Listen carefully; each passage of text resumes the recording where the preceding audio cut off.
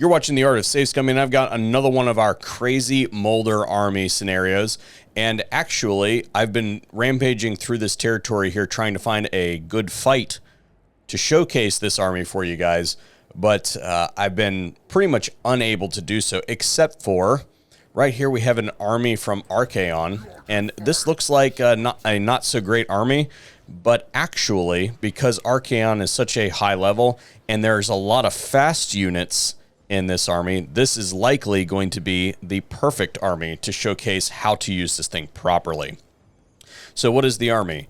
It is a enhanced gutter runner doom stack. So we have our gutter runners with poison, and we have a brood horror in here with the cellular instability for siege attacker. This army is led by a master assassin, and the purposes of using a master assassin are these ones right here. Yeah, 10% missile strength for gutter runners. And of course we have our skills here for gutter runners. This army also includes a caster in the form of a Eshin sorcerer, and their trait, you want something that buffs the army. Ideally you want discipline, but we ended up with confident here. And this one is specifically for the purposes of running with the army, keeping up with it, and casting spells to keep any offending enemies off of the actual units doing the damage. We have 3 Warlock Engineers in here, and their purpose is to increase speed, increase explosive weapons damage, increase range, increase ammunition, and increase missile strength. And of course, you know, increase the ability of the army to move, right? Now, normally we would have this, the 20th unit would be this assassin over here, and the assassin is currently being used for scouting. Really, the whole purpose of having this unit in here is for healing the army after battle anyway. Speaking of healing the army, let's go ahead and hop into our flesh laboratory here and show you what augmentations we have here. Every single one of these units has a necroparasite. Every single one of them has a speed buff and a melee defense buff, and then every single one of them has a melee attack and armor-piercing weapons damage. If you were to look at this unit in comparison, if you look at their stats here, these have the same weapon stats as in melee weapon stats as Stormvermin, but they have the speed of 89 plus whatever happens once we get into battle, once we add the Warlock Engineers. So we're going to go ahead and attack this army here, and I'll show you how to use it. We want to put this Banner of Swiftness here on this sorcerer so they can keep up. And then in order to keep an army like this off of ours, we want as many Menace Blows as possible.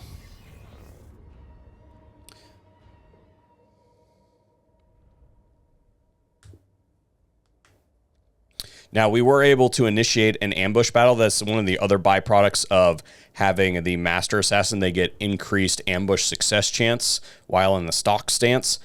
And, of course, I put all the points into Ancient Cunning that it also increases that. So you can get to the point where you can ambush targets that are in camp stance even. Now, they're probably going to run this way. We're going to try to contain them. But the units that are inconsequential for this battle are going to be put over here, and that is all of these ones. So these units here we're going to put in a control group, and then the rest of them we're going to put into the main control group.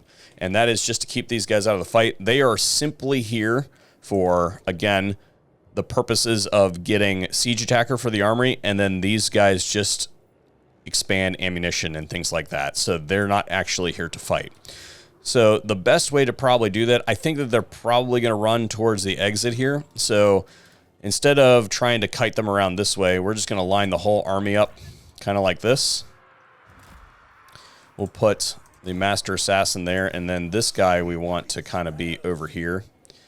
And right off the bat, we're going to cast a Black Whirlwind, and then we're going to start moving the rest of the army back. And the idea is to kite the enemy around and allow the gutter runners to outrun whatever it is that is coming at us and spray them with that ammunition. So this is going well. Of course, we thought that Arcan was going to run, but we're going to take them down through here. And actually, we need to split the army over there because they're just going to catch us. And you can see that they're just absolutely shredding this army that is pursuing us. In fact, we're going to push that up that way and try to catch some more of them. And then our menace below is popping out. We want to go ahead and throw that down. Hopefully the doggos are going to hit that and be stopped. Get them to attack the menace below. Keep them off of our gutter runners. This is basically done over here. Yep. Some of them have hit that. Where is our sorcerer? Okay.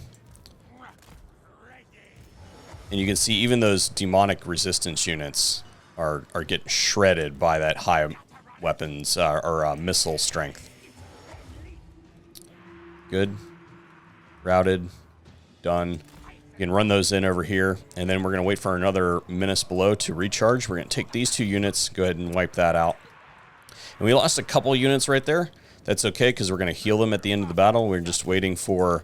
So that's another one of the demonic units. We're going to go ahead and drop a menace below right there for the purposes, again, of trying to catch that unit. And then after we get it caught, bingo, army losses. So that is the battle. That's how you use that army. And now we select all of our units that are damaged. And you cannot select the whole group of them because it will malfunction. There's currently a bug. So you select them all individually. And you hit the necroparasites. Those ones are at full health. Necroparasite. Necroparasite. This one. This one. And you want to keep these guys away from each other because they will absolutely friendly fire themselves. Yeah, even there, I think we just got some friendly fire. So now our army is at full strength, having just shredded that army. And we ended up not needing all the menace below. But that is the augmented gutter runner doomstack for Clan Moulder, and it is highly effective. This army can only really be improved in a couple ways, and that is if you had Snitch running the army, by taking advantage of his enhancements for gutter runners and Eshin units, although you won't get the buffs that you get for his faction if you were to confederate him. And then the other way that you can do this is, if you look at the traits of my heroes here, they're not all disciplined. The best way to enhance the capacity of this army for battle is to get disciplined heroes. But, you know, if you want to sit there and trait farm, then you absolutely can. And you can improve this army just a little bit more. I'll show you kind of where I'm sitting on the disciplined heroes. We said that this guy was confident. This one's disciplined. This one's cunning, which is good if you're defending your own territory. So that's a viable trait.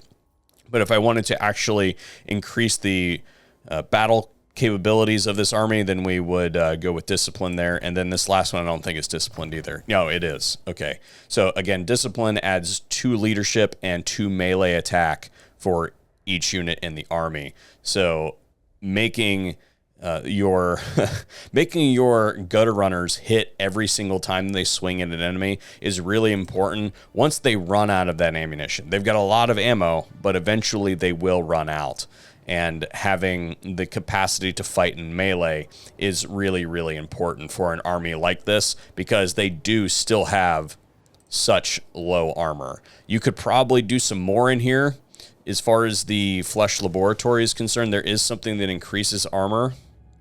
We need to go... I think armor is... You could do the physical resistance one. The thing about that is we're already at 3 augments, and you're going to have to do a lot of save scumming to get a 4th trait or a 4th augmentation on this. But there is... I thought there was armor in here.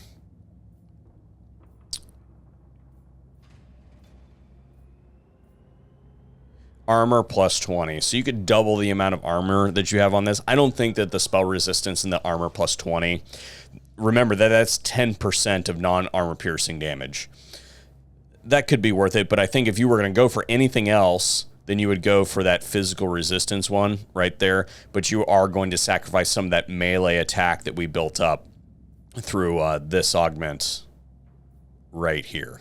So anyway, that is my augmented Gutter Runner Doom stack for Clan Moulder. I hope that you guys enjoyed this video, and we'll have another Clan Moulder stack coming your way in pretty short order. Thanks for watching.